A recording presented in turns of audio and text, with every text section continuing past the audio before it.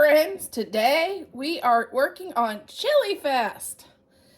Yeah, every Saturday in October at 3 p.m.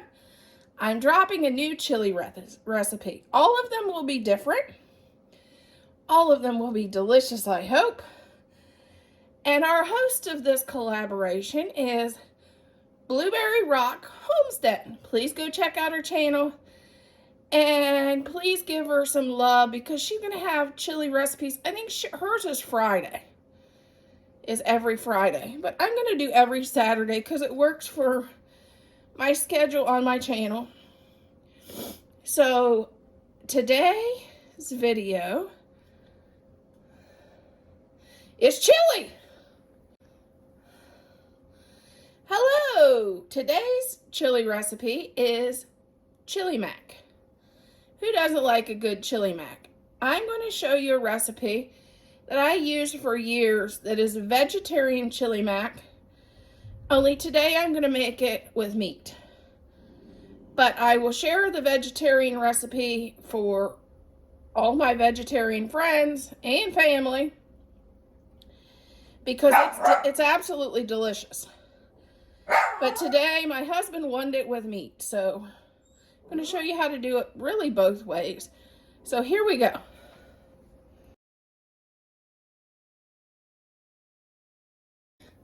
Okay, we're going to turn her down on sear. And we're going to add,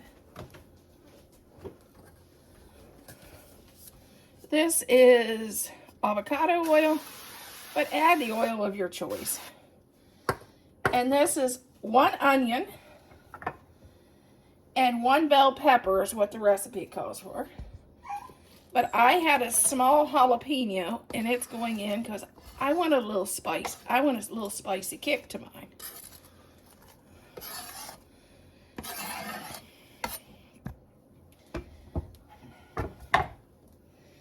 And then to this, we're going to let this fry. And we're going to add hamburger. Okay, if you're a vegetarian, do not add the hamburger, of course. I would add 2 carrots, which is in the recipe that I dropped earlier.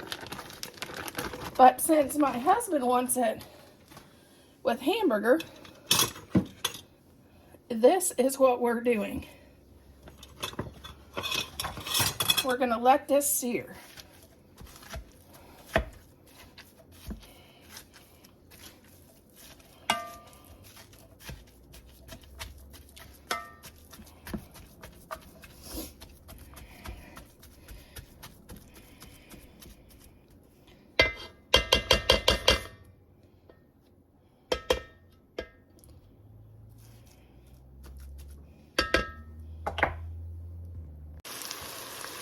Okay, now we're going to add, it calls for 3 cloves of garlic.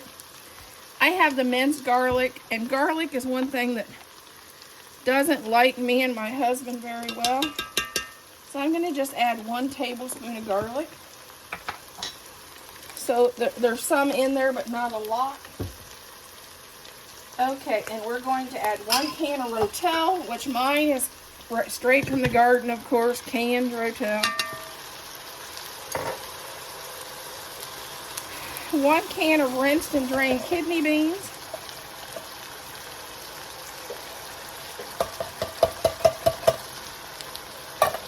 1 can of rinsed and drained black beans.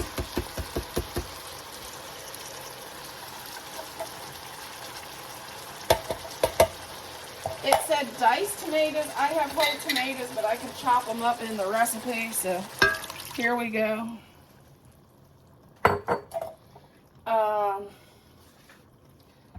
Chili powder, it calls for 1 tablespoon of chili powder. So there we go. And then I think I gotta go get water. 2 cups of water. We're gonna let this cook. Make sure we didn't miss anything because it's a big list. I didn't put the carrots in because I didn't have any, but if you're vegetarian, please put the carrots in. It's a great replacement for the meat that I put in there. So I substituted the meat instead. And we're going to let this cook for 3 hours. And we're going to come back and we're going to add, see what I said, I'm chopping the tomatoes.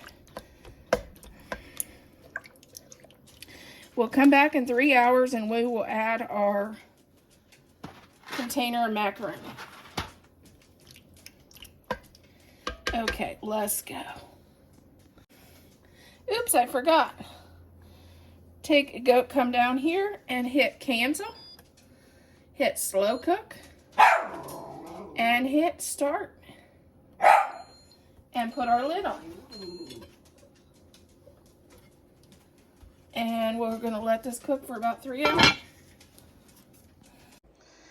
Okay, this is cooked for 2 hours here in the Instapot.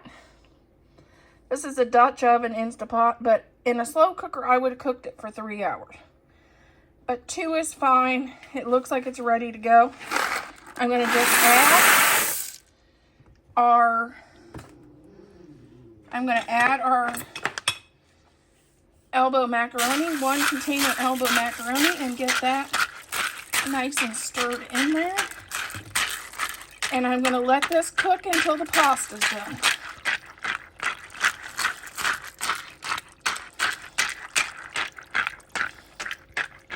And if you think you need a little bit more water, you can add about a cup or 2 more of water. But I think mine's going to be really perfect when it cooks, but keep an eye on it. You don't want your pasta dry. Nothing worse than dry pasta.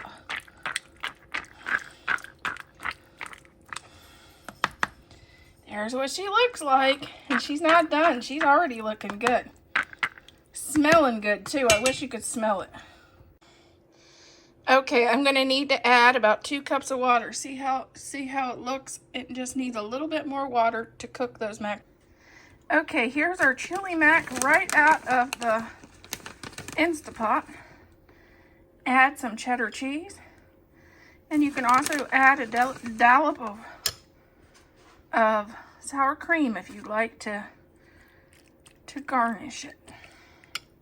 There's our chili mac.